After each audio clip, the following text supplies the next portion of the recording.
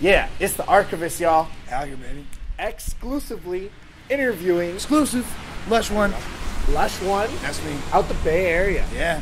And who is Lush One?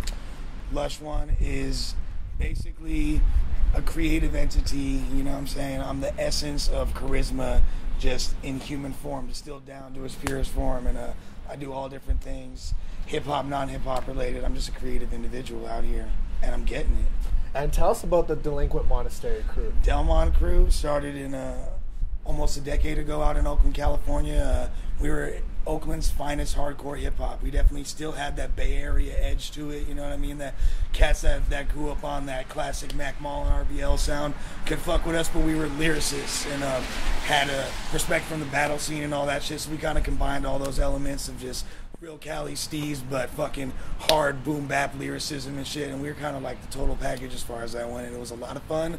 But motherfuckers grow up, you feel me? And you gotta do a movement, but it's still down on for life. It's on the flesh, you know? Definitely being an underground vet, tell us about some of the starting, if you're involved with some of the ciphers that were going on from the Good Life. Oh yeah, yeah. Well, you know, the Good Life was the mid '90s, and at that time I was like, you know, 13, 14 years old. Like, okay. So I was kind of observing from an outside level. I was like the one white boy catching 3 buses to get to 43rd and Leimert to fucking watch this shit and witness it. And then like it wasn't until later high school when I was like 18, 19 when I decided, like, you know what, I feel like my voice is valid and I speak for a lot of people and I'm going to contribute something to this culture as well, you know what I'm saying? So, and one of the best ciphers that you've witnessed?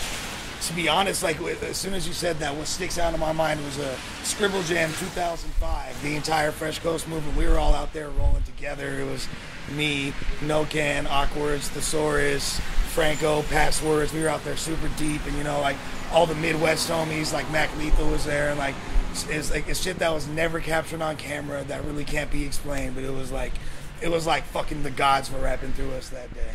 And what can you tell us about before you began, like about the Fresh Coast? Yeah, you know, the Fresh Coast was a movement pretty much. All of the like-minded, hard-working, and stylistically diverse yet similar individuals from California and beyond came together as artists and kind of formed a loose collective of, you know, cats that were just killing shit. I mean, they just had fresh styles and just original things that they brought to the game. What are your best moments with the Fresh Coast Collective? I would have to say... That's a great question, to be honest with you. I think one of the best moments that I can recall to date was at the Battle of the Bay 5, which was one of the events that I threw for Grind Time Now in Oakland. And it was just to see how far the movement had come, just from motherfuckers getting drunk and freestyling at parties to something that we really like have people all across the world traveling out just to come to where we're at. And now the West Coast is a fucking mecca, and when I realized that, and that kind of just hit me, because when you're in the thick of doing so much and hustling, you kind of don't really stop and smell the roses. But when that fucking rose hit me in the face, you feel me, it was like 1,000 bags of Indo opening at the same time. So it was beautiful. And any touring experiences you could share? Yeah, we're signed. One of the labels that I'm signed to is called Chinese Man Records. The homies out in France, and every summer I go out there and rock giant fucking festivals. I performed at Elysée Montmartre, which is in Paris, France, one of the most legendary venues ever. And yeah, you know, when you're on tour, you gotta fucking pace yourself. If you're gonna start getting faded, like when you're on tour, you gotta keep getting faded every day, because if you take a break, you're gonna be fucking slaughtered. So you gotta just either keep it lit and fucking get your Aerosmith on the whole time, or just get your like post 2010 Aerosmith on and like drink water, you know what I mean? And share some of your projects that you've done. Gold Bricks in the Wall was released 2011 on Ever Ready Records and Machina Muerte Alpha Pup. I had music for Dope Runs. Me and my homeboy Plex Rock as the Rolling Rockers put out Bang Bang. I've had 2 Fresh Coast compilations. Delmon Crew had the Cartridge series, 4 different projects we released. So I love to make music. It's a part of my heart, and I'm always continue putting it down for the West. Best-selling project you guys have done? Gold Bricks in the Wall was actually one of Alpha Pup's biggest selling projects, period. That's the same label that Flying Lotus is on, and you know, a lot of big artists from the beat scene, the glitch scene, and the hip-hop scene. So, you know, like, that shit was moving, and I'm proud of that project. Gold Bricks in the Wall fucks with it. And now we're with KOTD in Canada. Yeah, out here, you know, Van City. Organic, the founder of King of the Dot's been a good homeboy of mine for years. We've been working together as I was doing my thing in grind time, and as the business was deteriorating in grind time, it just made perfect sense for us to work together because we still have this crazy ass stronghold in the West Coast market. So it was like, we're gonna bring King of the Dot to America.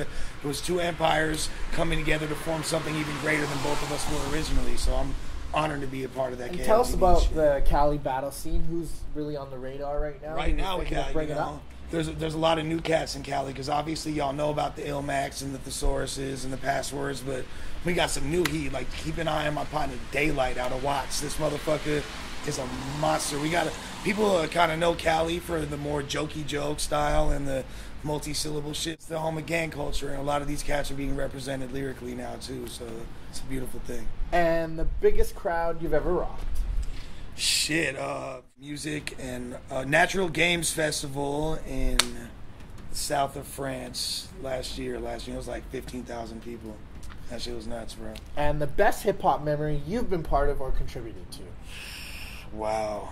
Best? I'll say this. When I found out that fucking Jay-Z was a fan of the battles and like his engineer shouted out that he watches every grind time release, just to know that I'm like affecting people like that who've inspired me for close to 2 decades now, it's amazing.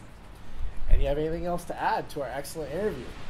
Man, I want to say shout outs to all the good people, you know what I'm saying? Keep them blizzies twisted up, keep them fucking dubs in the air, keep that shit banging, alright? Wavy till I'm Swayze. Uno, we out here. And you got any shouts? Man, shout outs to my partner Emotions for bringing me out here, and my partner Manic, you feel me? All the East Van, all the fucking Van City, you know, BC. You know, we're connecting the Fresh Coast from motherfucking TJ to BC, so everywhere in between, you know what I'm saying? And shouts to Emotions and Manic. Yeah. LUSH ONE. And this is the Archivest, and you already know the name, y'all. Archivest, we out here. West banging. Splash.